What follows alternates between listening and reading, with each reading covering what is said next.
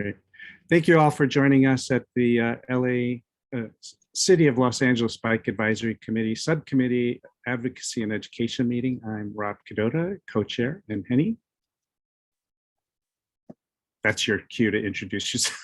Hi, I'm a co-chair of the Advocacy Education Committee, mayoral appointee. Great, thank you. And I'm a CD11 alternate. Jennifer? Yeah, I'm a CD1, also chair of the Bikeways Committee, Engineering Committee, and the co-chair or the vice chair of the whole LABAC.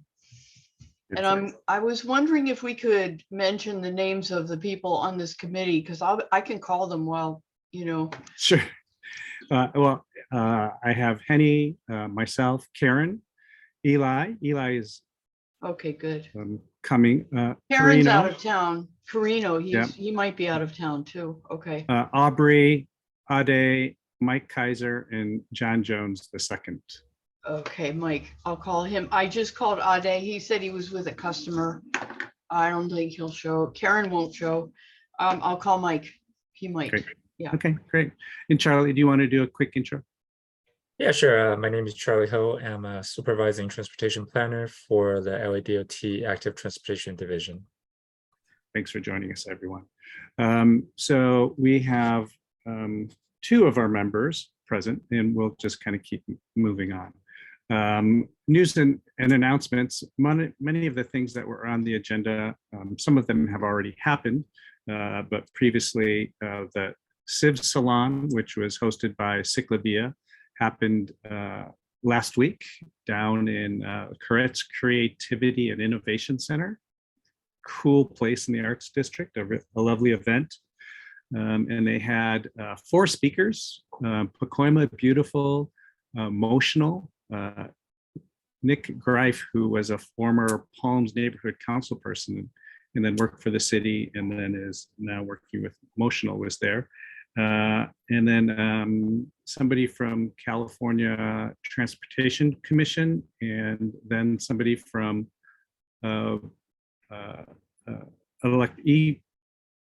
EV rideshare app vehicles. So it was a nice event. And then the Griffith Park Open Street Freedom Ride happened early July 2nd. And that was a really neat opportunity to see Streets for All. Streets are for everyone, and Streets, another group, Healthy Streets, was there, Michael Schneider's group as well.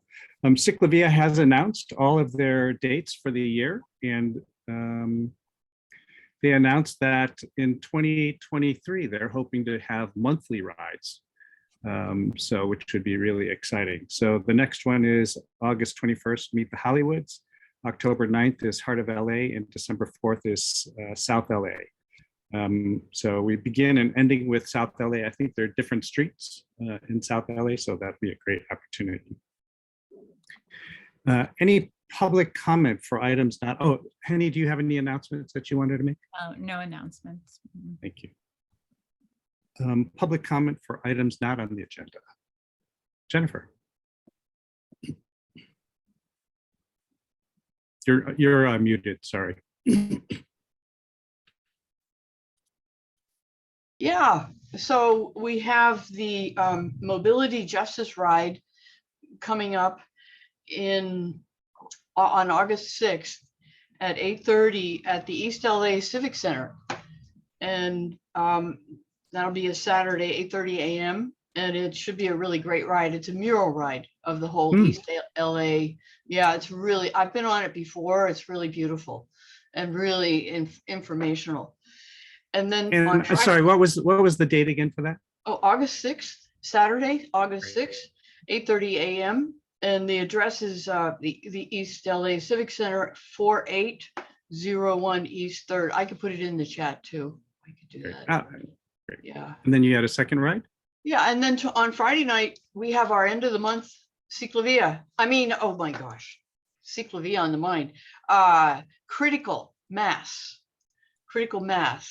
And that it starts over at the Metro Western Station. And we never know where it goes. They never tell you. And Do you regularly ride it? I do.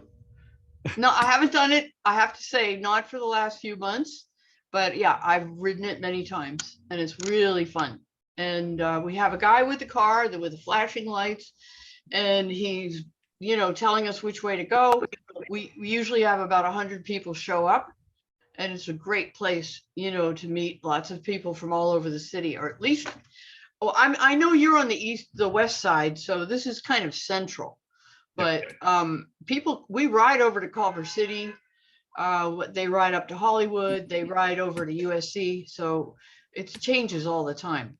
It's critical mass. So people just join, and then they don't stop at lights. They go straight through because there are hundreds of people. Scofflaws, every one of them.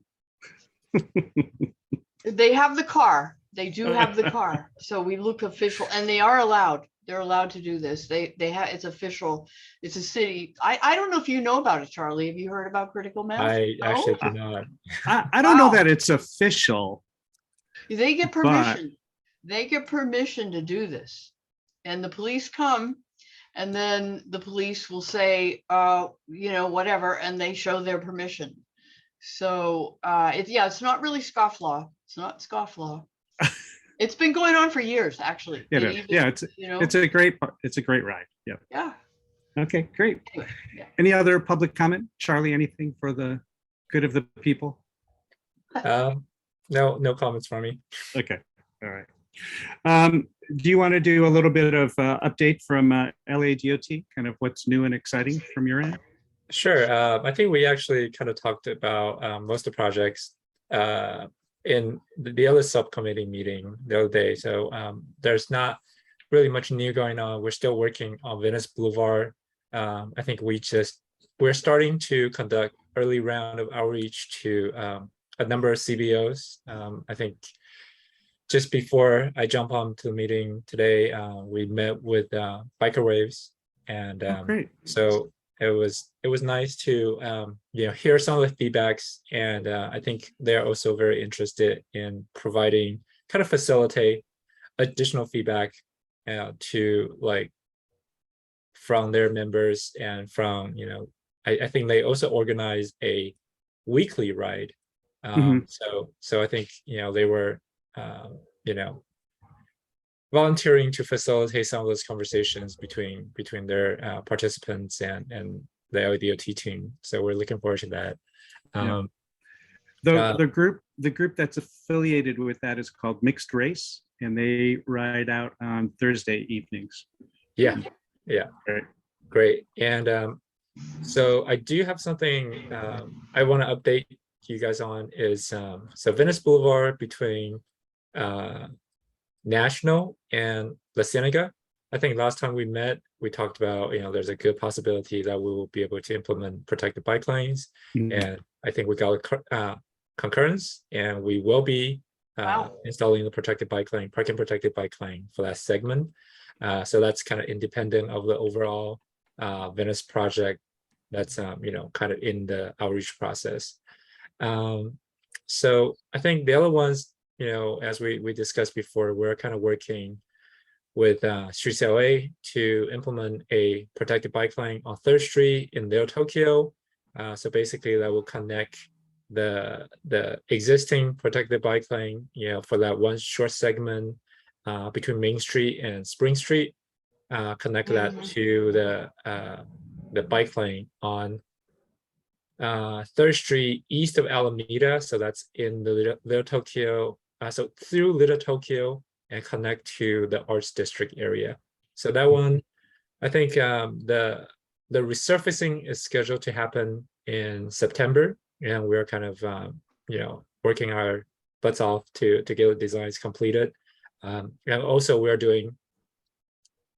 conducting stakeholder engagement for that as well. So we just had a meeting with the Tokyo Commerce Council, and I think we're scheduling meetings with other stakeholders for that project. I think Oh, right. The other one was San Vicente. So that one, nothing new to report on. Basically, there is that LADWP utility hold for a portion of the street, and which is kind of preventing streets LA to resurface the portion that we need to install the new bike lanes. So we're still kind of coordinating with Streets LA and DWP to see if there's any way we can help resolve that. I think that's some of the main bigger project that we're working on. And yeah, so Great. if you have any questions, just let me know. I don't know if you would be interested in doing outreach at the Mar Vista Farmers Market. I mean, that's sort of in the Great Street section. Yeah. So maybe it doesn't make sense to do it there. No, that makes a lot of sense. And thanks again, Rob, for letting us know about the Venice Fest. Yeah. So I think that was also brought up again today when we were talking with Bikerwave. Yeah, maybe. Yeah, I think it was Bikerwave and maybe another stakeholder as well. So that has been, we're in front of that, and also I think we were planning to do the Mar Vista Farmers Market, Great. as well. Great. If you need a contact for there, please feel free to let me know. But Diana Rogers is the manager there. Interestingly, I also support their bike valet and free bike repair station there. So every week they have bike valet and a mechanic there to do basic tune-up stuff. So if there was literature or things that you want to post or make available, we could put it there as a kind of a passive information, Sure. if that's of interest. Yeah, absolutely. I think Claire is probably going to reach out to Diana if she hasn't already to. Okay, great. Yeah. I am particularly interested in the stakeholder meetings that you have. If you have a calendar or maybe just like a spreadsheet of when these meetings are happening, we'd love to put it on our calendar. So that can Sure. So right now, I think it's being really kind of early briefing. So kind of individual meetings, like meeting with individual stakeholders. So yesterday, I know Claire and the team met with Lee Wallach, I think Motor Avenue Association, and today we were meeting with Microwave and stuff. So it's a little, kind of more individual meeting. So that's why it hasn't really informed BAC. But I think once we're ready to kind of have a bigger rollout, definitely gonna keep you guys posted. I think it makes sense to do small individual with critical stakeholders. So good for you to be priming the pumps there. Yeah, thanks. You can thank Claire and and the external affairs team for that. Good. Jennifer, you have your hand up? Yeah, I did forget my public announcement, or is this a public announcement now? Or I wanted to ask Charlie Ho a question about. Just go for it. Yeah, thank you. We'll get it straight one of these. I'll get it straight one of these days when I grow up. But anyway, Charlie, so I sent you an email today from Curtis, and he's gonna keep that going because we're concerned about the bikeways being closed down during construction. And we're looking, some people are saying there's no policy, and other people said there was a policy. And so, it was directed back to Tam. And so with Tam, I know she's out of town. I don't know for how long, or out of whatever, she's on leave. Out of the office, yes. Yeah, so I wanted to get that moving with LADOT. If you could just direct it to somebody, you don't have to answer it, but if, or if, I don't know if, is it Mark or Mark Getz? Matt. Getz? Matt. Oh, Matt Sorry. Gertz. Yeah, Matt Gertz. Oh, yeah. I did call him about something else, but I was wondering if he could answer it, maybe. Yeah, so I think thanks for that, because when I was reading the email, I think Curtis mentioned bike path, so I thought this might be related to like LA River bike path, but he doesn't have the vocabulary. Okay, Yeah. so that makes sense. It's more everything. It's like bike lane, the protected ones. When there's and the path. construction that might compromise a bike lane. Right. So what's the negotiation process? Right. So I think, Tam did relay this information, and, we're kind of doing some research internally. I think, there doesn't seem to be a clear guidance on exactly if there's any ordinance on that, or at least we're unable to find. Yeah, But I think what we have been kind of committed to do is the B permit, or the permit review section. Whenever there is a temporary traffic control plan that kind of goes through their review process, if there's any bike facility that's being impacted, they will typically reach out to us. And in turn, typically our suggestion is always, keep the bike lane open if possible. And a lot of times it's just not feasible given the width of the street. So at that time, I think sometimes there's going to be, I think most of the time we're recommending like temporary sharrows, which is not, ideal, but that's at times, probably best we can do. And then also, kind of inform the cyclists with signs and early signs and notifications. But I think what we've been able to do in our group is then we take that information and then we share with the BAC, and then hopefully, having you guys' support and help to kind of spread the words. I think we've been also trying to make that information available on our social media. So I'm gonna have to check with Tam on that to see if it's the LADOT general account, or is it LADOT livable streets, active transportation account. But we that also would be. Mhm. but we also try to make that information available, as soon as we find out about these type of things, to just kind of spread the words and let cyclists know about it. I think that's the current practice. I think we're kind of also have some internal discussion on if there's anything else that we can do. But I think that's in general what we've been kind of the general practice that we basically are doing right now. Okay, Great. so if we wanted to advocate for more, we might use this committee. I mean, we might use the education. Well, I think the bikeways and engineering is probably more better. I mean, I think in terms of advocacy and education, making sure that we're pushing it out.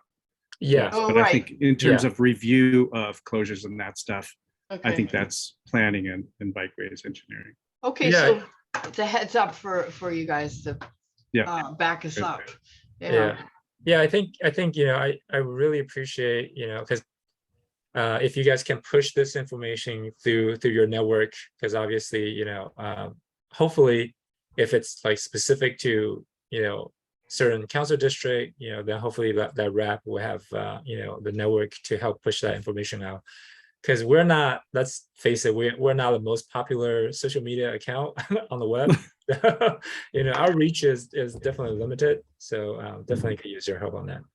Great. Thank you so Yeah. much. Okay, Charlie, the other thing that I wanted to just put a bug in your ear about is we have this LABAC resource manual that we're putting together.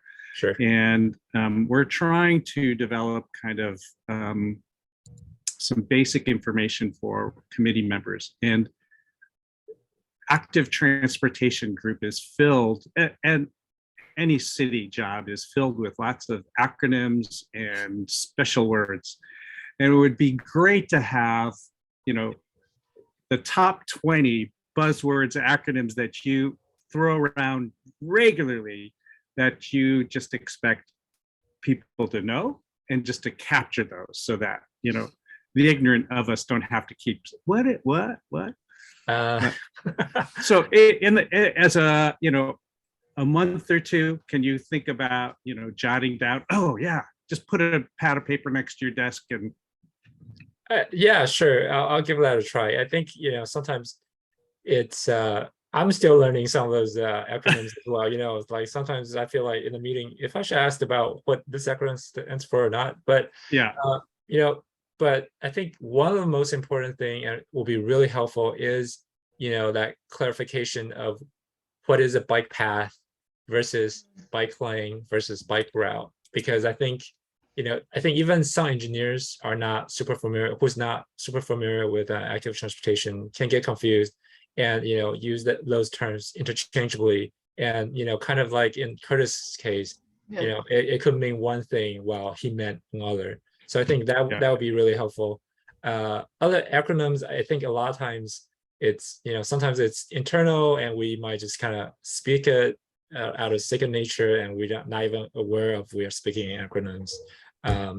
But I will try to keep track of that and see if I can. I also thought about asking an urban planning, master's student what books or texts should we peruse for a glossary of basic concepts. So you're not my only source, but Okay. you're in the Okay. field living it. So Sure. okay, great. I did add updates for Metro. Oh, sorry. Metro. I think you, Rob, I thought you had a question about the LA bikeway map. Oh, Has it's that been resolved? working. Okay, cool. Okay. But did you ever find out? I think I sent you the page where it was hanging up. Did you ever resolve that? It worked for me, so I wasn't sure why. Yeah. Okay. Yeah, I was getting a log on. So in the new this agenda, we have the map of bikeways Okay. in the city of LA. So, and Okay. we have your current link Okay. that you provided. So thank you Cool. for that. Sure. Mike's coming shortly. Okay, great. And I am, Charlie, if there are Metro or Caltrans people that it would be helpful for us to get to know from an advocacy or education perspective, that would be really helpful as well. Okay. I've done some searching of the websites, but Okay. Yeah, I'll probably need to do a little bit of research on that and just kind of see if I can find the right people. great. I know Metro is doing a lot of great stuff around, their best bicycle education safety training program, Yeah. and often are doing giveaways or at Cyclavia kind of doing outreach, and so Right. that's helpful. Caltrans came to mind just because of I went to a meeting where they were talking about adding bike lanes on PCH, and it was a Caltrans project. So I thought, oh, okay, we need to track them as well. So I have. Yeah, I think some of the streets, like Western, well, I don't know if Western is, but I think some streets, anything that has numbers on them, Caltrans has jurisdiction for the most part. So they could be doing some, bike infrastructure on those as well. And we know Venice Boulevard used to be a state route, and there was a handing over to the city a few years ago. So hi Eli, welcome. Thank you. Don't worry, you're muted. Sorry, I'm late. That's okay. Yeah. That's right. Could I ask? Charlie, you're welcome to stay for the rest of the meeting, but I want to also- ask Charlie one more question. Yeah. Sure. Okay, so you were talking about that temporary permit coming from the Bureau of Street Services? Oh, no, sorry. So for San Vicente, there is some utility work that's scheduled to happen.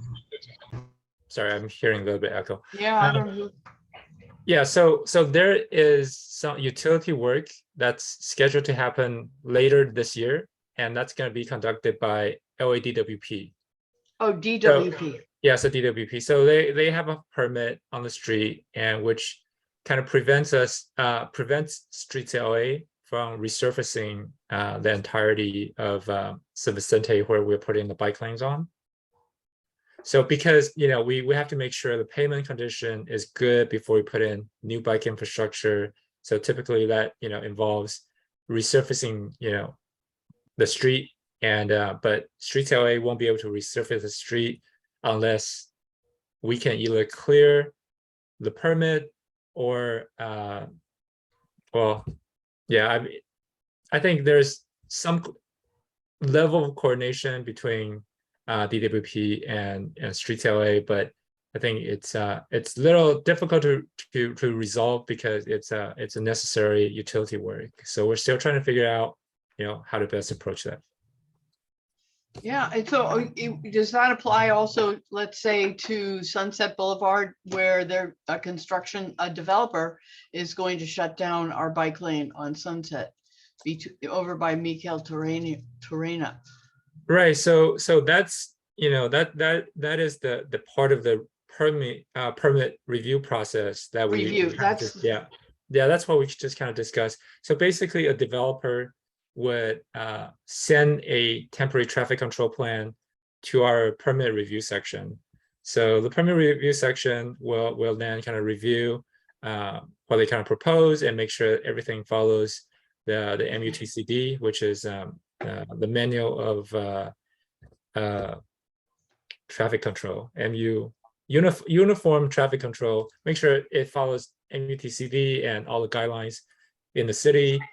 And then, so once they approve the permit, the contractor can then, close down a lane or close down the sidewalk for that temporary traffic, for that temporary time period for the construction. So that's typically how the process goes. And that is LADOT, right? The temporary permit review is through LADOT? Right, so so anything impact any closure on the street does involve LADOT. I'm going to try to convey this to Curtis so he stops asking, but I want to know too, because, I see it all over. I see it on Fig, I see it on Sunset, everywhere I go, I see we have to dodge everybody. So, Yeah. I think it's, just kind of based on the current standards. I think, like what I just mentioned, the MUTCD, it's MUTCD. that's the nationwide. I do know that. standard. Yeah. Yeah. Mhm. So I think that specifically says you need to maintain some kind of a walkway for pedestrians, but not necessarily for bike lane. So that's basically. Yeah, we got to deal with that. Maybe that's where that's a start. Yeah. MUTCD. Okay. Thank you. And that's an advocacy issue. Yeah, it is. I mean, a letter from All right. the whole board, right? Anything else for Charlie? Charlie, thanks so much. Thank you guys for having me. Have a good night. Good night. Thank you. Moving into old business, we're review and approval of last meeting's subcommittee minutes.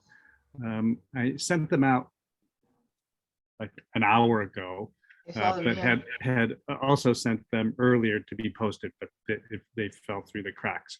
Do people want to delay approving the minutes, or do you feel like you've had a chance to look at them, that they're okay as is with the Zoom recordings?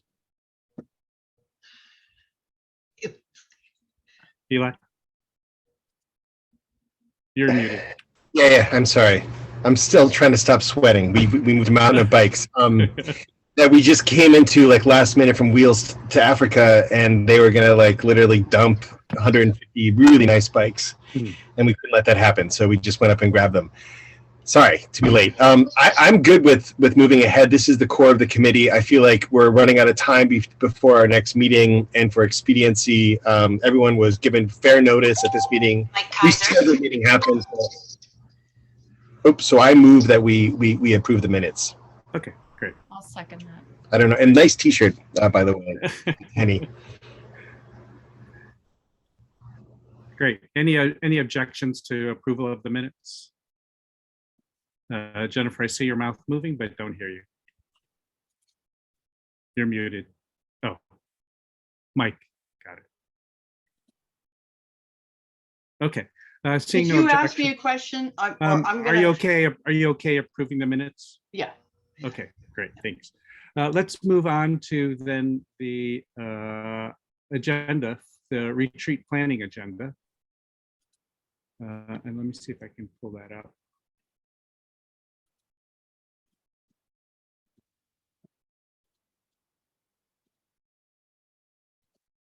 And I'll share screen.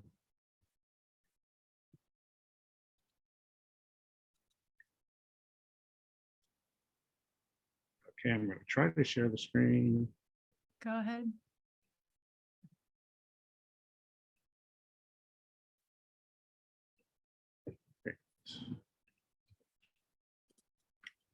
So you should be looking at the agenda now as it was in the Google Docs.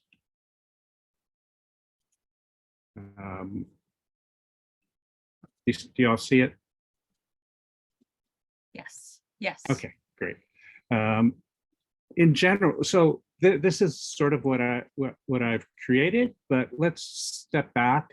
And what is it that you all would like to see happen at this retreat? What are the kind of takeaways? What are the conversations that you want to see? And I'm happy to kind of take notes as you just kind of brainstorm or share your thoughts or ideas around the agenda, and I'll work to make it fit. Penny, do you want to start since you experienced one? Yeah, I mean, I loved already, like, I'm going through it, and obviously what I've discussed on the side with everybody about us understanding more about what the Brown Act and how that applies to us. Mhm. One thing maybe I'm missing it and I don't see it, but like accountability for, our responsibilities. I know we are a volunteer driven committee, but I wonder how, accountability could apply to us just so we could be working more efficiently and more effectively. Yeah, I might say accountability and expectations, kind of sort of helping define our role, what's reasonable. Right. I know there's some people I've never met, and I know we've reached out to those who have missed, and Mhm. we're struggling to pull them in. So at what point? That's Here's part of Mike. it. Yeah. Okay. And also I think just sharing the load of both the Right. opportunities and work. Yeah. That's great. Good. Anything else? Well, that's a good start. Yeah. Eli, what comes to mind for you? Mike, we're just talking about the retreat. And so this is, I'm just taking comments from people about if we were to have a retreat, what would we want to see happen? What are the things that you'd like to get out of it? I think I think it'll help with participation. What Henny was saying, if we take the time to truly retreat and think about what our purpose is, and to review our charter, which you've done such a nice job of kind of building the history of the BAC, but I think it's been a while since it's been the entire time since I've been on the BAC, which is now over a year since we've sat down and really thought through like what our possible impact could be and what purpose we serve. I know that's like the big existential question, but I feel like that's what retreats are really for. And I'd love to like come in with some ideas and a facilitated format that would allow us to really explore that and understand what we can do as an all volunteer group and what's sort of outside of our wheelhouse. I feel like there's a fair amount of confusion. So I would love to save some time to talk about that. And then everything else, how we advocate, how we educate, how we push policy should be informed by that purpose that I feel like this is the right committee to sort of do some of that thinking. Yeah. I would suggest also that kind of getting to know the committee members would be helpful in terms of what are the strengths and weaknesses and experiences that we give, and that might help shape our short-term or medium range goals. And I don't know that we're going to change the charter or mission of the committee per se, but there are areas of emphasis or opportunity that maybe given our membership we should really take advantage of, and or there are things that are opening up because of the calendar or where we are in relationship to other forces at work. We mentioned this earlier with Charlie, but the Olympics are coming, and there's a drive to make LA a model city. And part of that is transportation options besides the car. And so how are we positioning or paying attention to those kinds of forces out there? Great. Mike, anything come up for you in terms of a retreat or a gathering that you would find helpful or that you absolutely don't want to see happen? None of, I think everything that's been mentioned already sounds pretty good. Again, I would emphasize what Eli said in terms of what our overall goal is and what we can do, what action items, maybe we can list out action items that people can actually take in their respective district to kind of like a framework. If somebody were to join the BAC, when I joined, I kind of didn't know what my responsibilities were per se with respect to even the council member and having a relationship with them or lack thereof. So maybe even how each of us can work within our own district and how that contributes to the overall mission of the BAC in general. And then also, what do we do as a whole? How do we operate and how are we different from other groups that are trying to push public transportation? But I certainly share your enthusiasm for getting ready for the Olympics. I think there are projects that we can circle back to and actually report on, like Metrolink. They have a project that is ongoing right now, and I would like to follow up with them and find out what it's specifically aimed at being done by the Olympics. And so it's a railroad expansion, and it would basically make the Metrolink run similar to the Metro light rail, which would be every headwinds of like 15 minutes, would be absolutely amazing, because that would be a game changer in Southern California. So I think little projects like that, and then just advocacy in general. What can we do? Yeah. Great points. I think committee what's the role of the committee member? What's the role of their relationship to their council or to the mayor or mayoral appointee? And how do we influence those? I know Kent and I have talked about reaching out to our neighborhood councils that make up CD11. It's a good idea. We've done nothing about it, but that would be one way of how do I connect what responsibilities or what are the formal organizations that exist that I might be a conduit, that I might spur some relationship building within my geographic area. Those are great. Sure. And to follow up with this, I, for example, a couple of years or last year, maybe pre-COVID, we had this problem. Someone came to the meeting at BAC and wanted to work on the road that was at the top of Balboa in the valley, basically right below the freeway going into Santa Clarita. And he wanted to improve the access right by the Sunshine Canyon dump. The road gets really narrow and you have all these large trucks moving through there. And he asked me to, get ready to do some advocacy. And I was not aware of what my role could be. Of course, then he reached out to the transportation person in our council district. And that guy, he's just kind of a little rough around the edges with respect to bicycling.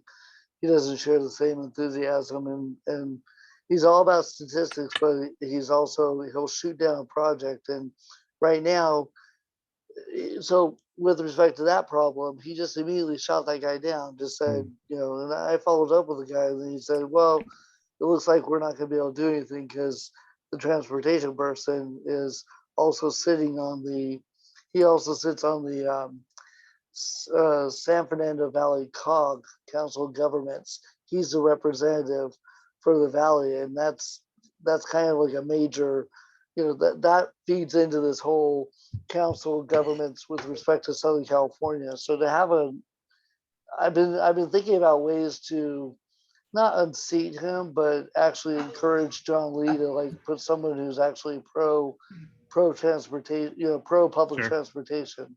Anyways, that's an example. So, I mean, that's a great Yeah. dynamic of, hey, when your city council person isn't the champion of active transportation, what are your options? What are the relationships? How do you do your job, or how might you be effective? I think that's a good conversation for us to have, because when it works, and when it doesn't, what are the alternatives? So, great question. I At did this- send, I sent everybody in the valley the COG, the San Fernando. Did you get it, Mike? And their big issue right now is aerial mobility. It blew me away. That's their transportation. issue. Aerial mobility. Yeah, Like planes and helicopters? that was the next meeting in their transportation. I sent it to you guys. And I thought you should just go and do something, just rebel rouse. I don't know. So we actually have a good relationship with a couple people on that committee. Oh, good. And one person is Doug Mensman, and he works for Paul Krikorian.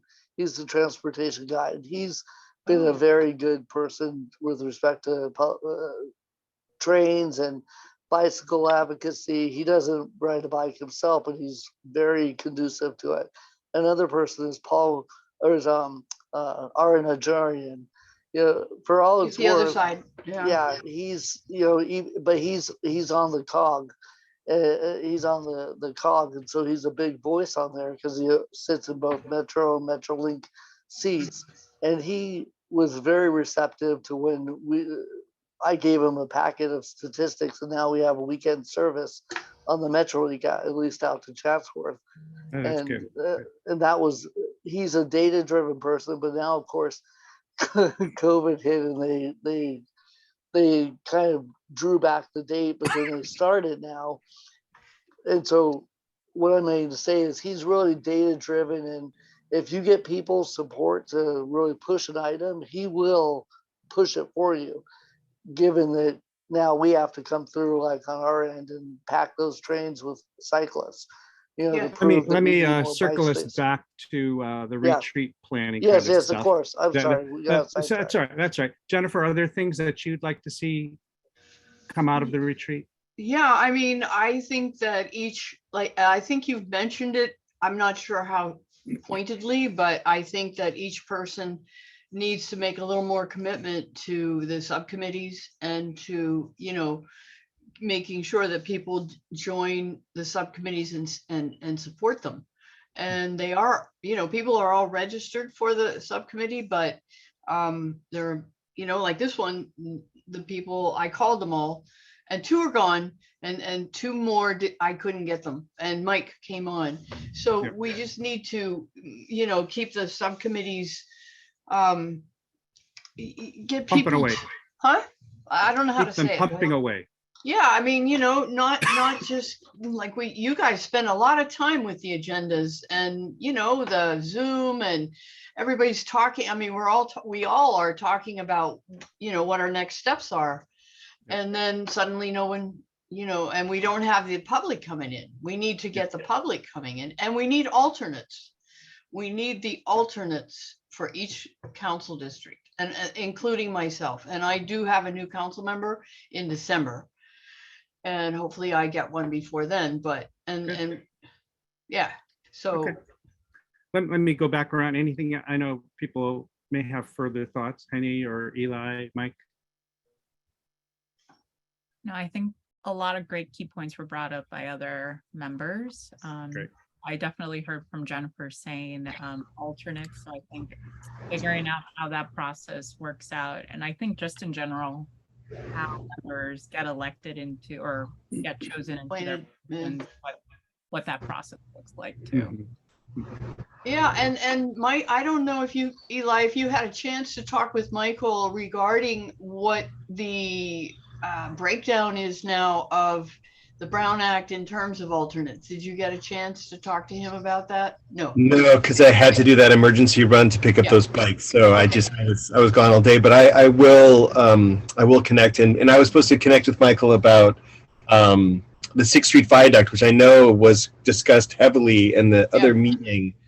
But what's interesting about that is that they're really talking about the sort of inside baseball, sort of the policy, how to move the different agencies forward. But if our name is advocacy, how do we engage the different members of our community to get active and to advocate for a better outcome for the 6th Street Viaduct, for instance?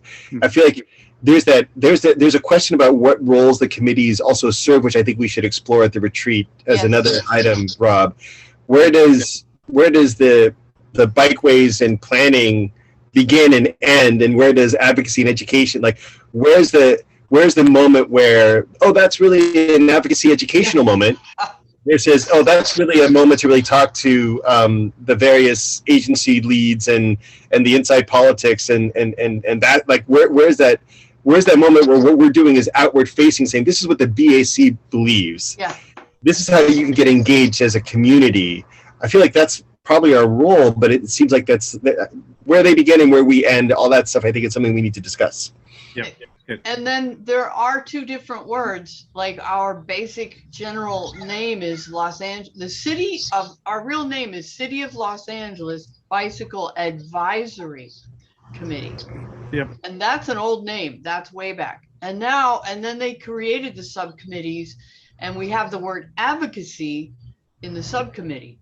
So those two levels of thought are different, because advisory is not really not advocacy. We're supposed to be advising our council members about things, but we aren't supposed to advocate. But we're advocating in this subcommittee. Sure. Well, I think all of those points are relevant. I think who carries the torch, when does it get passed off, and how do we bring more people in appropriately and coordinate our efforts so that we're all doing it Together. the most efficiently and respectful way possible. Great. So from the Well, sound of let- it, from everybody, what everybody's saying right now sounds like we're gonna have a very lively conversation at the retreat. So I guess, Yeah. Rob, just something to plan for is a timing on all these discussions. Yeah, and yeah. these breakouts. I think what we've currently got is maybe too much, in terms of all of the, I think it's like 8 major topics. And I think, we'll have to winnow that down to allow enough airtime and exploration. But we can get creative about how to use our time. In terms of length, what do you think, what should we shoot for? I think minimally a half day. It'd be nice to try to eke out a 3/4 of a day, like a 9 to 3 kind of thing. Yeah. I was gonna say that the idea behind a retreat is obviously to get away from your normal work environment and to be able to group together and to discuss in length. So the idea of 5-6 hours sounds great. I would even say a whole full day, a 9 to 5 with an hour lunch break in between, and maybe Couple of even, breaks. not that we're I'm- hanging with each other, but like a social activity afterwards just for fun. All right, good. Anything else? Yeah, I would agree that anything less than a half day, I think a 3/4 day is the minimum, because we also want to get a chance to be with each other and to give some elbow room, maybe have are we allowed to drink beer? I don't know. We're going to have to eat something. Can we actually build community, questions? And also, I'm willing to volunteer. That's Go why I ahead. wanted to end at 3 o'clock so that it can be an early happy hour. Yeah. And I want to volunteer my Sierra Nevada connection to bring a couple cases. So, Rob, you tell me what I can do in that regard. Wow. How did Saturday go? That's off topic, but It went great. It was fabulous. Good. We sold out, and that's why I'm offering beer, because I think they'll come out for us, and they want to support the work that we're doing. So they even have non-alcoholic hops water and all kinds of really cool things. Wow. So It's and kombucha kind of Yeah. Oh. as well. So Good. Yeah. Well, I was cooking at my homebrew club summer party, so couldn't go. So we had lots of beer on draft there, but and it was Highland Games. So not that I wore my kilt, but I'm going to buy one now. So okay. Well, thanks for all that information about the retreat. I appreciate it, and I'll reshape this and present it. I think next is figuring out a date that we can try to have as many people as possible attend. Yeah, the last time we had almost everybody attend. It was really well done. Remember, and Henriette was brand new, and we even had some public. So it was a pretty good retreat. Good. The other things, Wait, other Henriette agenda items. was gonna say, I was just gonna say, since this is something that we're gonna open to the public, we should just be mindful that like whatever date we set that it be available just for the members for okay, their availability, and then for the public, we'll just announce it and whoever can make it. well, I brought somebody in case they wanted to join. That's what I did, but you know, we could do that where they're kind of public, but there's a purpose, you know. We want them to see how we operate, how we communicate together, and then hopefully join as an alternate, you know? Sure. Yeah. Good. The other old business is the ongoing editing of the bicycle resource guide and the LABAC manual. Let's table those for now. I think there may be other things that we want to get to. We do have under new business, City of LA, bicycle related council files. And one of the council files that is going into effect is the bicycle chop shop, stolen bike disassembly public right of way prohibition. That goes into effect August 8th. So in the very near future. And I know the bicycle community is very divided. There are some people who think this is not good, and some people think that it's good. Eli, did you want to jump in? yeah, sure. I think that this is the kind of stuff that I've done the BAC to be a part of, is to really talk about some of these hard questions, you know. And I think that it's weird to be part of a bike coalition that says, hey, maybe criminalizing these folks with this broad ordinance is not the most effective result. So what we've done at LACBC is we've spent the last week doing research on other interventions that have been used in Vancouver, in Paris, and other places that have been more successful in reducing bike theft, so that we can actually suggest these different types of interventions, including adding more bike lockers, bike infrastructure, but also some really cool, like fake we've got cameras on you signs that they've been posting in Vancouver that have reduced bicycle theft by 75%. Wow. But adding bike theft, petty crime like this, specifically where people are doing bike repair on the street, creates a sort of an opportunity for law enforcement, which is already overstretched, to find itself in conflict with underhoused people. Now, we recognize at LACBC that a lot of those people are there are some bad actors. There are some chop shops that do exist. But the way that this ordinance is written, if you've looked at it in detail, it's not very nuanced. And so we would just ask that there might be a better approach. So, Rob, if it's cool, what I'd like to do is we're going to share. I'd like to share that research with this committee first, not today because we're still compiling it. But we will have a PowerPoint that will just let people sort of understand that there are other options other than taking people's bikes away, especially considering how many of us actually have proof of purchase on the bicycles that we ride, you know, or how many of us actually register our bikes. And when we know that, just historically speaking, Black and brown folks are targeted by police at a higher frequency, disproportionate frequency, is this really the best way to reduce bicycle theft, to protect commuters, and also actually support or not end up criminalizing the other house. And I'll say one last thing.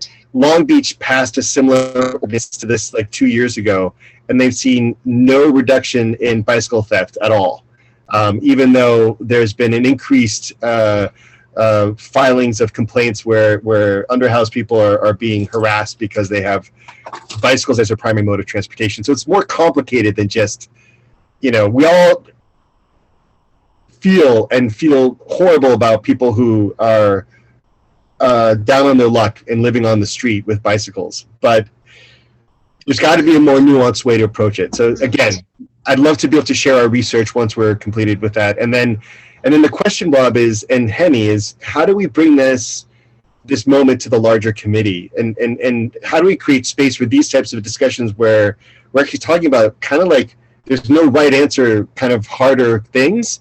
Is that something that we save for the retreat?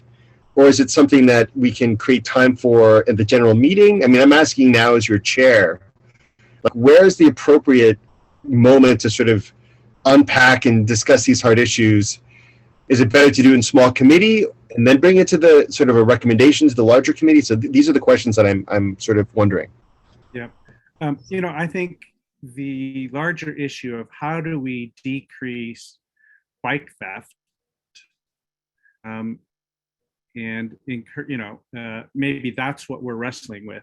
And I don't know that, do people know how to lock their bikes properly? Are they registering their bikes? Are there, there's been some, I know there's a strong protest around bike licensing, but bike registration is different than bike licensing, but do people understand that? So let's look at how do we broadly reduce bike theft in our community, and then I think the stuff happening in homeless camps and the perceived chop shops has a larger context in it. So I think that could fit for advocacy and education, because a lot of it is advocating and educating people about registering your bike, locking your bike, storing it in a safe place, and encouraging facilities. I saw Jennifer's hand first, and then Mike. I registered my bike with REI, so I know they know I bought my bike there. So I don't know, but what I wanted to mention was when I ride by myself down places like Main Street in downtown LA, this was I did make a, maybe you weren't here, maybe none of you, maybe Henriette was, but we had it in committee for about 6 months, how to clean up the river, Main Street, and a number of other bikeways. When the homeless people were living, or the unhoused people were living right on the edge, they're living in the lane, really, basically. And they were kind of intimidating people, especially women, so that you had to deviate to go around it to make sure nobody's going to grab your bike. So I don't know if the word chop shop is even an adequate description of what's really happening. Is people grab your bike, and some guy grabbed my bike, and he said that was his bike. And unfortunately, I was in the middle of my bike. I was holding on, and I was ready to take off, and I just took off. And all these people around were listening to him, and he's screaming at me that it's his bike. And he's he didn't quite get it. He didn't have his hand on my bike. He almost had his hand on my bike, and I ran. I think an active transportation issue, the feelings of safety are critical, right? I mean, transit users, scooter users, the issue of how do we feel more safe? And so so is it really the chop shop word, is that really the correct language? Because so I think for the about subcommittee, the issue, the feelings of safety could be something that we examine. That's what I would consider. Yeah. Mike? More. I was just going to add that maybe we can actually get some more information on this in terms of, I mean, I don't, exactly. In terms of, the reasoning behind all this is we had a band of people that were taking bicycles from Cal State Northridge campus early in the morning. They'd come on the campus and they lived down at the tracks. And I always wanted to ask them, like, what's the deal?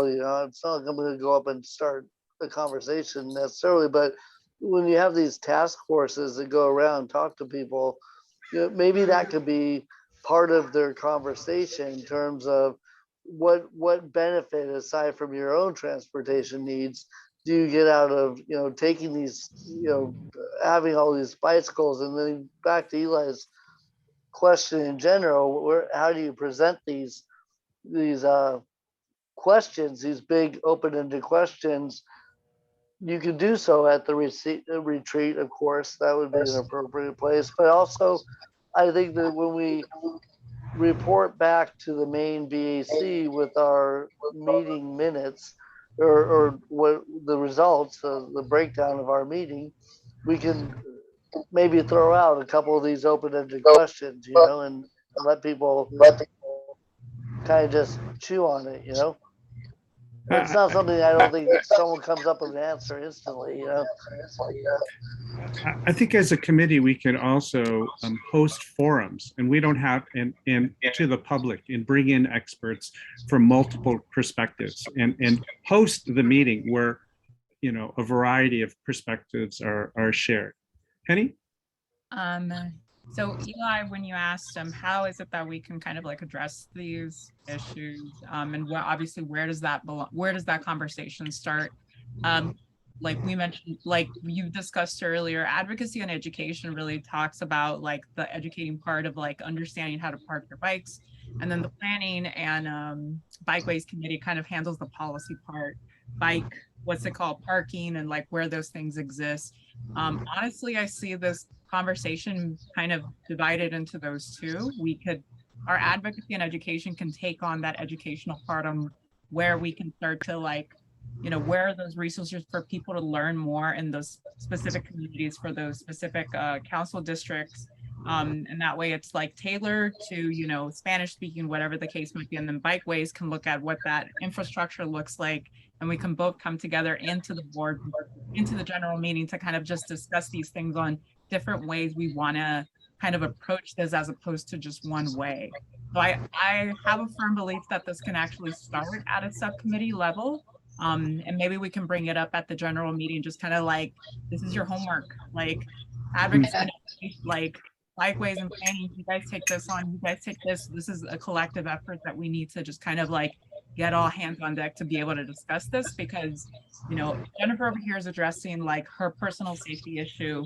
Mike over here is mentioning about like situations that are happening at the school campuses. Clearly, everybody has a very strong opinion on how they look at this, and very differently too. So I think those could be helpful to divide that conversation and get those, different outlets going, so we can actually come up with like a constructive plan on how we want to take this on. Thank you. That's sort of what I was thinking would be the way that these committees sort of inform each other and support each other, right? It's a lot to ask for the policy people who are really thinking about the where and how, to also think about the why and the to whom, like that's a lot of, so dividing and conquering makes a certain amount of sense. So I just shared a draft of the educational sort of research that we're doing at LACBC. It's in the chat, and I shared it with you in your email as well. I guess my question to you all is, if you have feedback for us to think about what would be good information to as chair and vice chair, maybe Jennifer, we can say, hey, you all, this is an issue. It seems kind of cut and dry.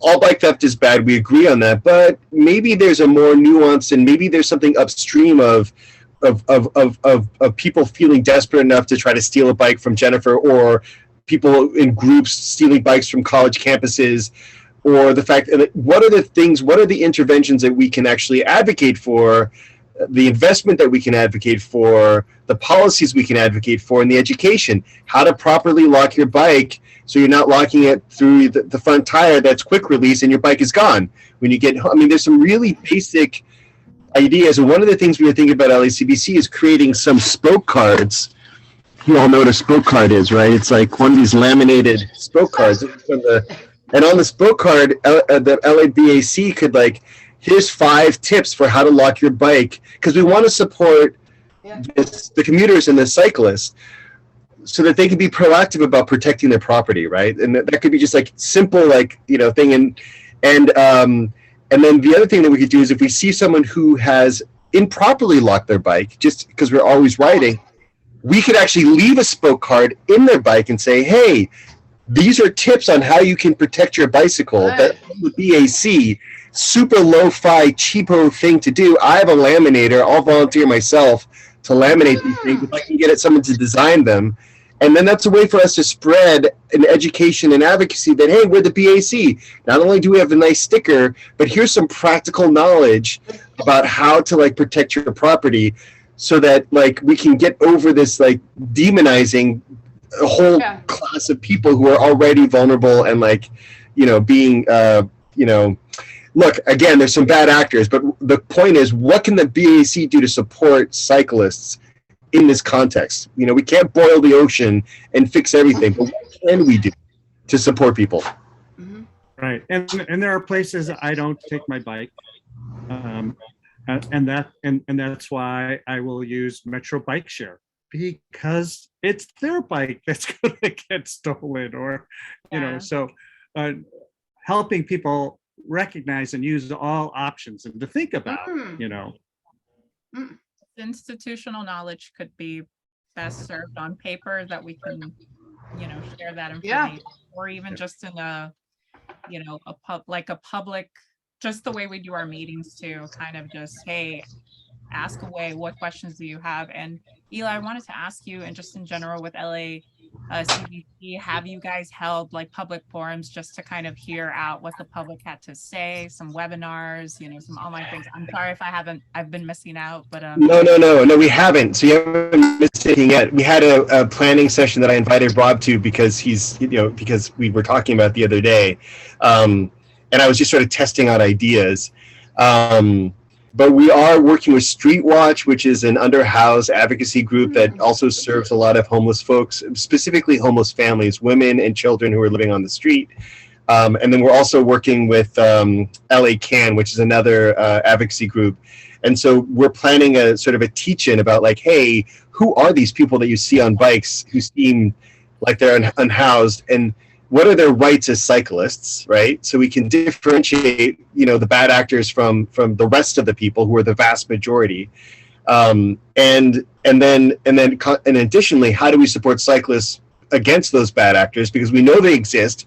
We're not trying to be Pollyanna and bury our head in the sand and say, there's not people who are ripping off bikes. There's not a lack of safety. So we want to sort of support both sides of I think that's where we step in as the BAC too, is how do we support a meaningful conversation that doesn't demonize an entire community, but also gives useful tips to those of us who do use the bicycle as our primary mode of transportation. I guess what I'm saying is, what can we control? And maybe we can be a voice in collaboration with what we're putting together for LA CBC. I'll say one other thing. When this ordinance goes into effect on the 8th, we're planning a bike repair protest in front of City Hall, where we're going to break our bike stands and a bunch of bike materials, and we're going to invite folks who are underhoused to come in and get a tune-up on LACBC, because again, we don't want to look if they like, it's a slippery slope, right? If they start demonizing underhoused cyclists, and we let them do that, like what's to say that this car culture is not going to start targeting the larger bicycling population? I mean, we just have to sort of like not allow that specific community to be painted with a broad brush any more than we can allow the rest of the cycling community to be painted as like those miscreants or those deviants who actually decide to ride a bicycle in LA. Like I want to make sure that we support people who are actually innocent of crimes against bicyclists who happen to be underhoused. That's kind of what I'm trying to figure out how to do. And so you'll see in this document, these different strategies that we can suggest other than, sending the police after folks.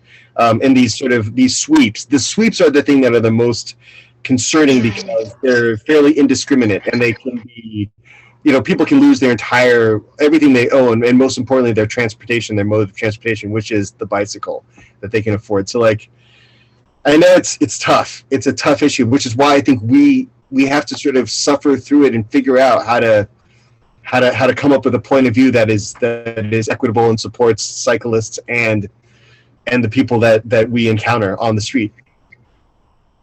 Jennifer, you have your hand up. I agree with you, Eli. We do definitely need to be aware of the situation, and they're both sides of the situation with the law. Like, for example, sidewalks. Are people allowed to be on the sidewalk? And that, there's kind of feedback going on here. Sorry, I have to mute you, Eli. I think I'm getting feedback from yours. Okay.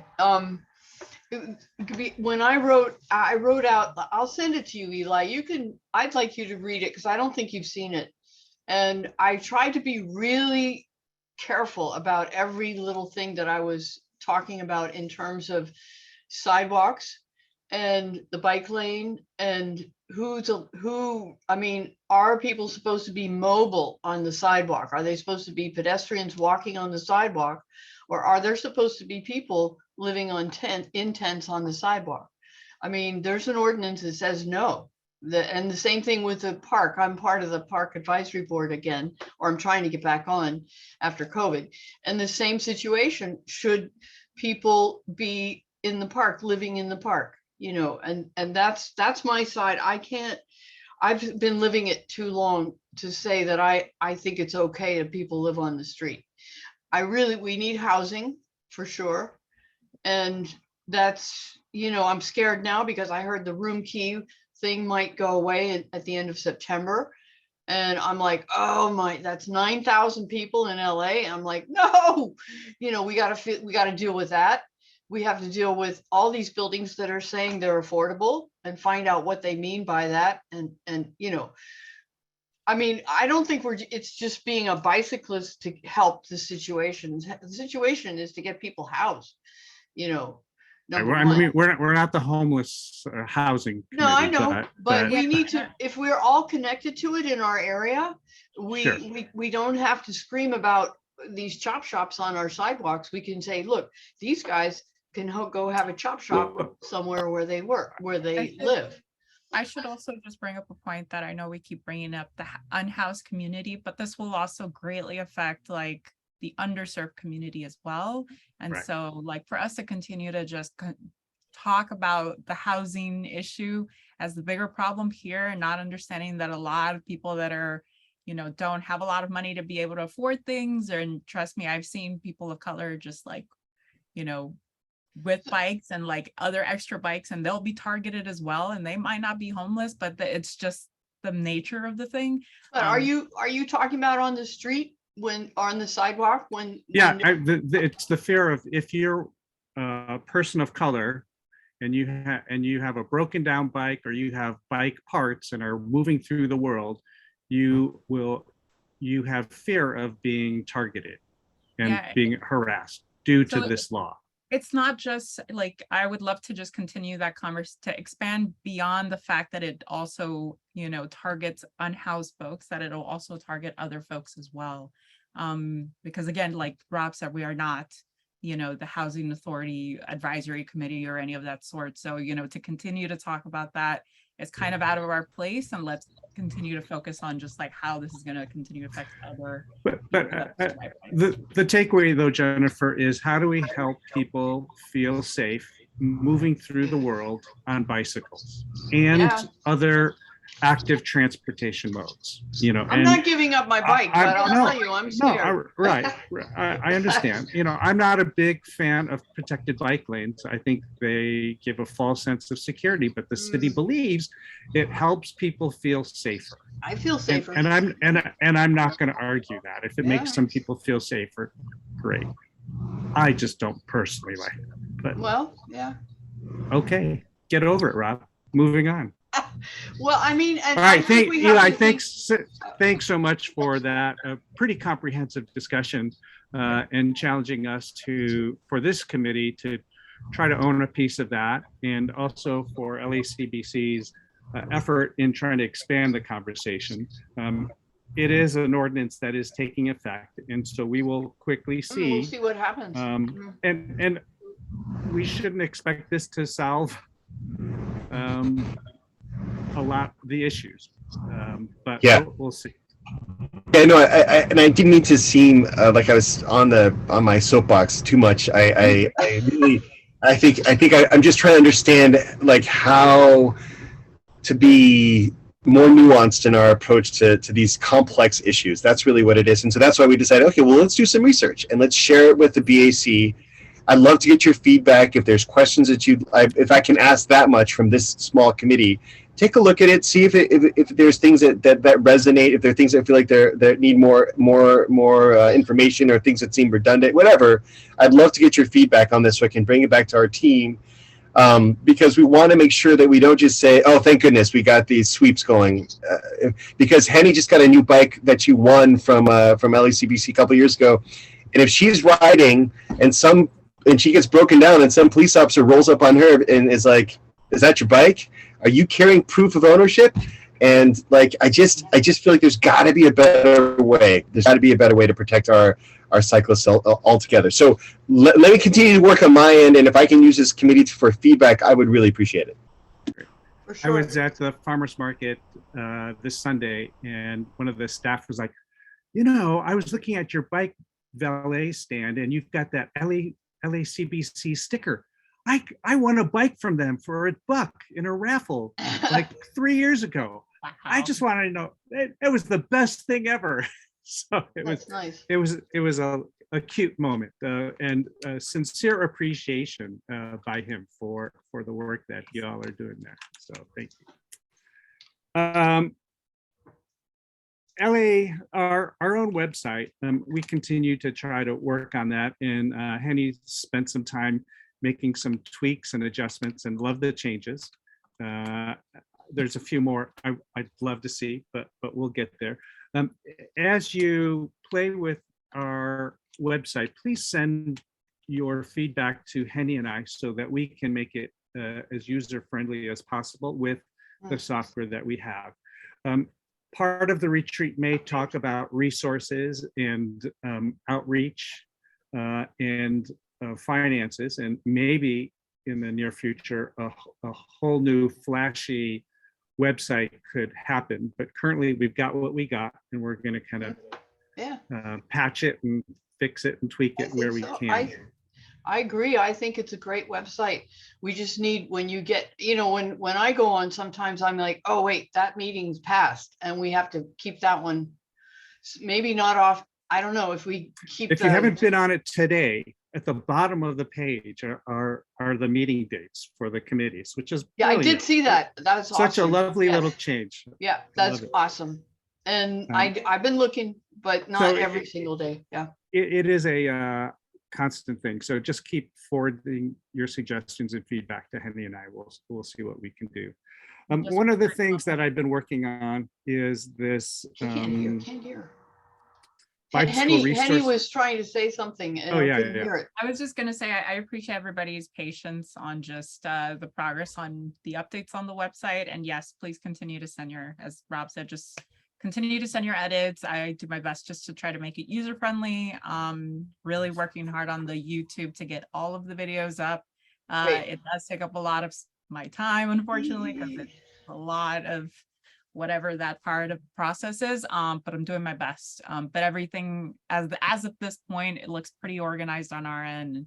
And yes, just as Rob mentioned at the retreat, looking forward to just having more of an internal discussion on what that looks like and what else we can do. And just a quick note, I'll get Curtis. He's the one that's complained the most. I'll just get him. Yeah. I mean, I'll forward to talk to you because I don't want him to talk to me. No. I was like, oh. And just a quick note, I'm not sure if it's on this Zoom account. I'm happy to continue to provide my Zoom account for all the meetings, including our general meetings. So Eli, just FYI, it's available, and I have, just the one license, and then I'll just make somebody a co-host, but happy to do that at the moment, just so we can just get our bases covered and get these meetings going. So. Yeah, that's awesome. I mean, the only issue with me using the LACBC account is that sometimes there's meetings that other people are hosting. So Yeah, can you and I follow up with that? Can I, because I've got them reserved, those time slots, but I just got pinged that there's a meeting with Assemblymember Friedman that's like You at gotta the go. end of our thing, and I gotta like open it up the account for I those have meetings. all the intention of just using this for LA, for us. So I'm not even really using it. I'm paying for it just so we can have a space to have meetings. So I'm completely fine with it and happy to just set those recurring meetings, and just making sure that we have that space to continue to have. meetings. Kent also has his own account that he's been using for his subcommittee. I have an account I haven't been using for my Cadota family Zoom meeting. So I bought an account. So I also have fallback. So we've got a few options, Eli. So Henny, thank you for, doing your share, your fair share. We are supporting having the us. meeting August 4th. And Yep. is that going to be a conflict, Eli? No, I have, and it's already posted.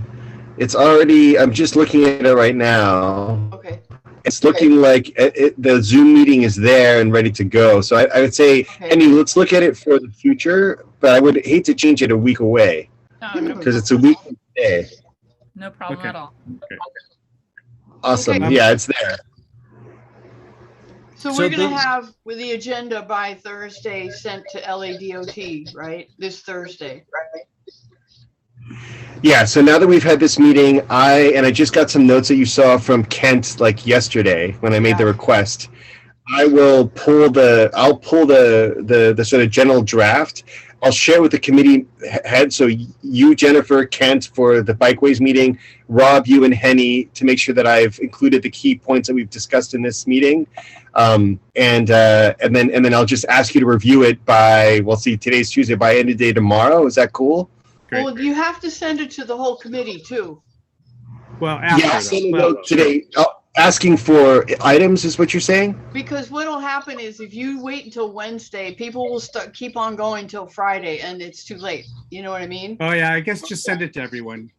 Send it And- to everyone Yeah, just and send let it. them say whatever, We'll say what Okay, we say. maybe You say tonight what what. I'll do. Maybe tonight what I'll do after our meeting is I'll send a note saying, "Hey, if does anyone have any items that they'd like to add to the agenda for the general meeting Right. next week? Because it's a week from tonight." Then they'll start trickling in, and then I'll work up as soon as I get the meeting notes from tonight, Rob or Henny, whoever's pulling them together. I'll start constructing the agenda for the general meeting. In addition, Okay. adding. So I'll start working on that in parallel to the ask, which I'll make right now. Okay, see, Great. normally that's why we try to do it like on Sunday night or Monday so that it's really, yeah, but next time it'll work, I'm sure. You're right, because we had that Zoom issue, so we're 2 weeks later. I messed it up. Mm-mm. All right, great. One of the things that I have under new business is really trying to focus on equity, diversity, inclusion stuff. And so I've expanded our resource manual to start to look at the diversity of cyclists. And on the agenda, I've got links to Biking While Black, which was created by Yolanda Davis Overstreet. She's gotten quite a few accolades, and she's Yeah, working on a she's longer doing well. format of that. And Bicycling Magazine has done some stuff. And Ade has done some stuff. There's deaf cyclists, cycling with a larger body, all bodies on bikes, and really trying to have us understand the diversity of the bike community. Women on and bikes in capturing- Culver City. Yep. You got They're it? it. All right. Yep. They do some great stuff. So I also think we should wrestle with bilingual and trying to create more of our information in Spanish. I know the PAC, Pedestrian Advisory Committee, is very bilingual and has concurrent English-Spanish translation. We're not there, but I think in terms of some of our printed stuff, we should start looking at challenging ourselves to do that. Okay. I studied Spanish for 7 years and I'm as ignorant of Spanish as they come, but I think living in LA, and if we want to try to reach, advocate, and educate, we're going to have to start looking at inherently developing stuff in both English and Spanish and maybe other languages, but let's start there. Like that. How we do that, I'm looking for your help, so let me know. The rest of the stuff is less critical, so let's do a once around in terms of things that you want to see this group do for our next meeting, and what resonates with you, and what do you think we need to, what do you want to get out of this time and space for advocacy and education? Mike, do you want to have any quick thoughts? Sure, I just want to clarify that, well, not clarify, but I think the overarching question that I get asked is by fellow cyclists is, you know, how are you different than LACBC? What do you guys do for the city? You know, what's your function? Do people really listen to you? You know, and I think that one of the main functions we have is to be cheerleaders for cyclists and to get them activated so that they join the conversation and call their respective council people. How to do that on a city council district wide, you know, multiple council across council districts is something we're still, I'm still thinking about. But anyways, I think that, you know, thinking about the global mission and how advocacy can amp that up in terms of getting that word out is something that I'd like to see. Yeah, I appreciate that. I think the last Planning and Bikeways Engineering Committee was a great example of interfacing with the city and having LA DOT staff talk about some of the projects and responses. The Advocacy and Education Committee, I think we've been struggling to get city participation because LADOT doesn't do a lot of education. It's really metro. And so we're having to create those alliances and relationships. But now I appreciate the question and the critical, how are we different? Jennifer? I was thinking about, since we are going through quite a change in our council members, you know, I am, and I think Michael is, Eli, yeah, you're going through a mess with yours over at CD10. And I don't know about Henriette, which council district are you in? Same CD10. I just saw the news about her Whoa, West. three people in CD10. Okay. Say Karen's in there too. Yeah. And so, and then I have Mike Bonin, who's out. he's out. Yep. Yeah. And then I'm trying to, you know, Krikorian is still in. That's a good thing. I'm trying to get Mike up there, Mike Bratkowski, but he's kind of elusive. And then we need CD10. Nobody's there. We do have 13. You know, we got a new person for 13. And now we have Carino. Do you know anything about Carino, Henriette? I have not spoken Nothing. to him in a few months. Yeah, I tried to call him. Anyway, Carino's been absent for quite some time. So what I'm saying is we have a you know what I mean? Like, Michael, you represent the Valley with Janice, basically, because there's no one else. Or Glenn. Glenn's from the Valley too. Yeah. So 3 people from the Valley. Then we have 3 people from CD10. We got 1 from me from CD1. We have nobody from CD14. You know, so we need to balance this all out. You know, I'm taking care of the east side, basically. Yeah, That's yeah. pretty much, except for 13. Now we have 13, but and 13 might change. I've heard rumors that O'Farrell might go down, you know, so. Well, hence why I want to create this manual, so at least we can give people something to look at and to study and bring. But it's a big create some common change. ground. You know, Yeah, it's a big yeah. change when all of a sudden your council member and all their people are gone. Yeah, And you have to yeah. re-meet everybody and re-meet the transportation committee. And that's true in terms of your manual and understanding that we need to really connect either with planning or transportation. Right, Those are right. the 2 key people that will help us. The others, they may or may not, you know. Let me go to Eli and then Mike, I'll come back to you. Yeah, I mean, I think that we need to develop a strategy because electeds do term out or get kicked out. So, and then we have these gaps. So I don't know whose role that is, if that's a chair role and vice chair role, or if that belongs to the committees, but that feels like operations to me. So maybe it's you and me, Jen. And you've really pushed for Curtis to be elected or finally appointed, excuse me. So that's a win, but like, how long did that take? And so we're also in a position where our mayor is leaving office. And so I think there's just a lot of like waiting right now until new leadership is put in place. And so, which is why I think this is important for us to have this retreat before the new mayor comes in, because this committee needs to go to the mayor's office and say, how do we become partners to build power for bicyclists? Yeah. You know, how can we how can we be a part of your plan?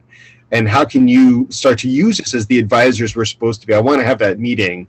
And then, Henny, instead of having you pay out of your personal account or can pay, and for us to sort of scrounge dollars to improve our website, we need to ask the city. We're volunteers, but asking to pay ourselves. The city really needs to step up and give us a basic, bare minimum budget so that we can do the work of the city, the work of the people. And so I would like to draft a letter that sort of that's waiting for whomever it is, Bass or the other guy. So I'd like to be able to have a letter standing by so we can just go boom, like, you know, we're a resource, but you need to invest in your resources for them to be effective. And this is nothing against you using your personal accounts. So yeah, I guess those are some of the things that occur to me. But I really, really want to commend you, Rob and Henny. I was a member of this committee when Ron was running it. And the whole vibe has changed so much. I want to just acknowledge you guys quickly. I know you got a lot of stuff you want to get through, Rob, but I got to say this. Just the way that you're doing the round robin and you're creating space for people to feel safe to sort of share their ideas, even if you disagree with bike lanes or like the way that you create an open and sort of like safe environment, it's really different. And I think there are a lot of people who got turned off to this committee because of how adversarial it felt, even internally. Like I think John Jones Jr. appeared once and he was like, yeah, no thank you. Ade, I think, came to one of our committee meetings before you became co-chairs. And so we need to rebuild the reputation of this committee. And I don't know how to do that because people are sort of like, that was an unpleasant experience. So I'd be like to sort of ask you, Rob, like, how can we make an invitation to say, hey, it's a new day with advocacy and education? Like, how do we, because I think this has been a very productive meeting and so much, like, just so different than what I felt like before. How do we do that? How do we get folks to and one idea I had, and then I'll be quiet, sorry, is maybe we need to, like, at this next meeting a week from tonight, we need to just hear from you two about some of the things that you discussed. Because I think the updates from Ron, and I'm not throwing him under the bus, we're always like, we don't have any money, we don't have any ideas. Did anyone talk to their council member? And it was sort of like this kind of like, we can't do anything. It felt very demoralizing. So what I'd love to do is encourage you, Rob and Henny, to like give a report, and I'll make space for it in the agenda, instead of saying the usual line that we've heard for months and months and months, you know, to really sort of, hey, we're doing some interesting things, we're grappling with some challenging issues, but we need more membership. I mean, there should be 9 of us in this committee, so we're missing a bunch of. Karen's out of town. Okay. And Carino is maybe AWOL. I don't know. Ade was busy. I called him. He answered. Then can you hear me? Yeah. Can you hear me? No, we can hear you. Okay. And then Aubrey didn't answer, and Mike answered. So yeah. That's But you pretty shouldn't much have your to call committee. either. Yeah, you shouldn't need to call Jen. I mean, appreciate the consistency, the being so persistent. I feel like you definitely keep us together. Try. I want to yeah, keep it together, you know.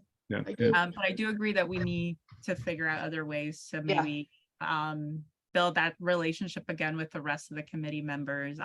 I'll also echo just what Eli said. More so to you, Rob, thank you so much for all the hard work you've been putting into getting these agendas together. You know, being so eloquent, being able to be so professional in this setting right now.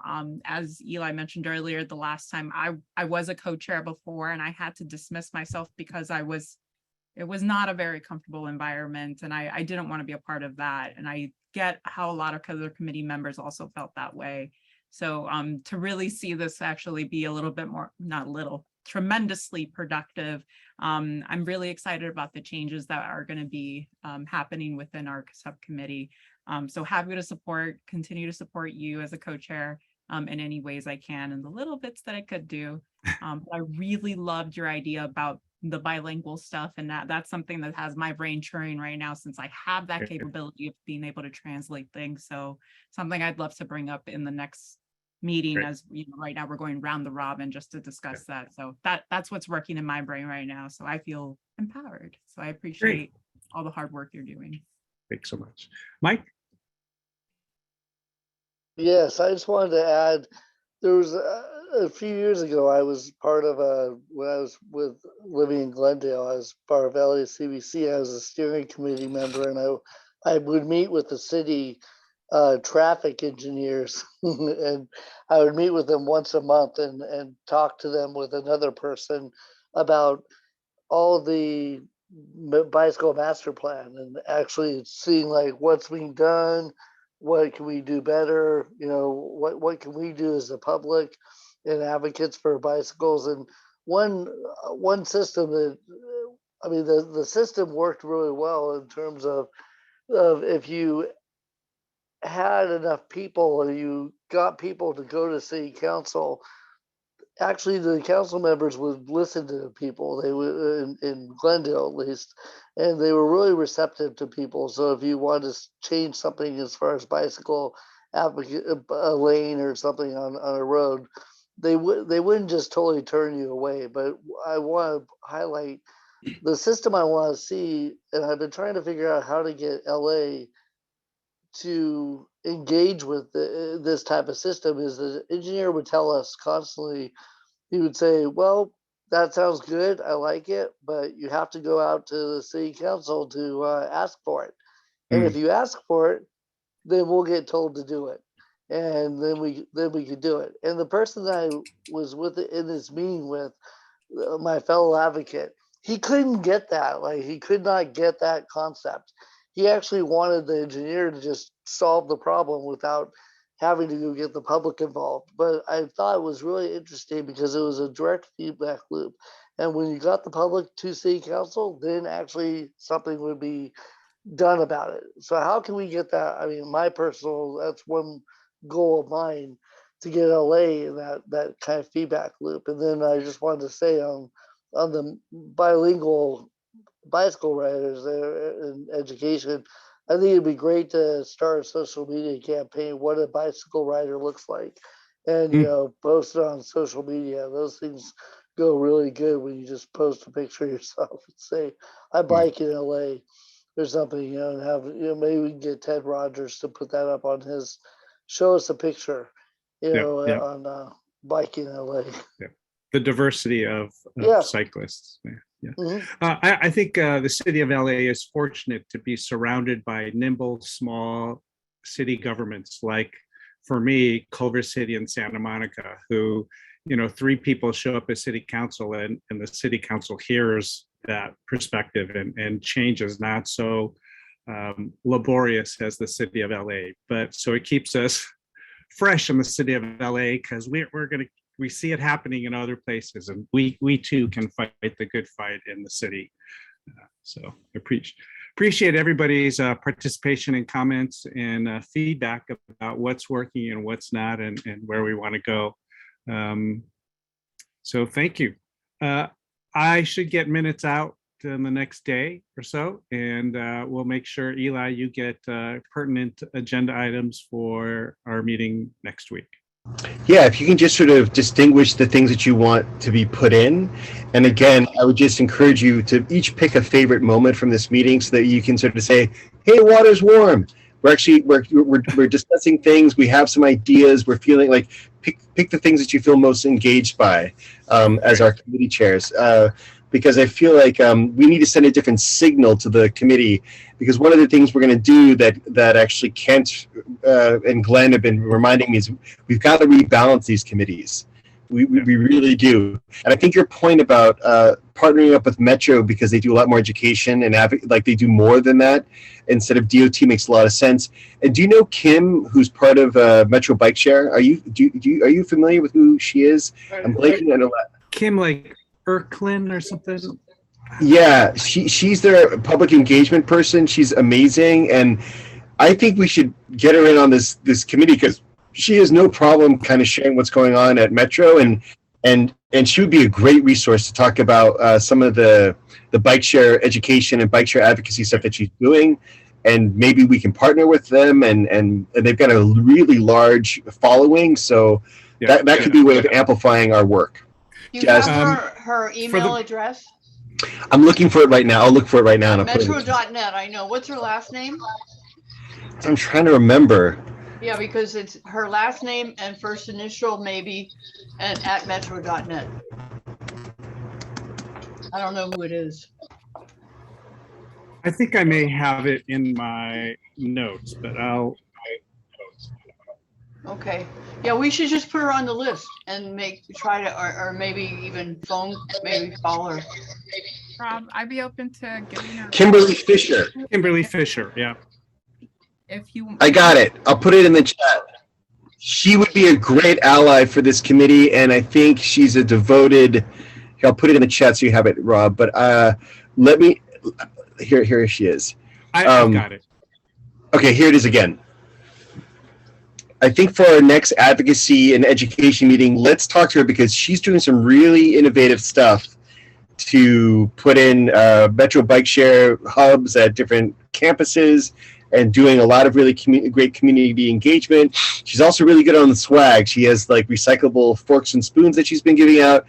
She's just really innovative. So I feel like she's got a hard job, but she's figuring it out, and she would be a good advisor to us. And Eli, Charlie Ho joined us today. So this is the first time I've seen the LADOT come to this committee meeting, and that was exciting. Prior to the start of the meeting, he just talked a little bit about, hey, has it been a busy week? He said, no, it's been a busy 5 months. They are very short-staffed, and there's a lot of vacancies, but he showed up. So that was a good thing. So Penny, you had something? No? Okay. All right. Well, let's end this meeting. Thank you all for the energy and good ideas, and we'll move this thing forward. I have one more thing. Eli, I don't think she works for Metro. No, she doesn't. You're right. They're a subcontractor. She's a subcontractor. Yeah, okay. Just But so you she's know. affiliated with Metro. Yeah, because Avital works for Metro, and she's another really good person. There are a bunch of really good people that are no longer in the ATP area. We need to get the ATP people back. I used to know them all, and we need to get them back too. But Kim is still doing the work that we need to connect. Okay. So we'll make that happen. All right, folks. Thank you all. Cheers. Bye. Bye. Good night.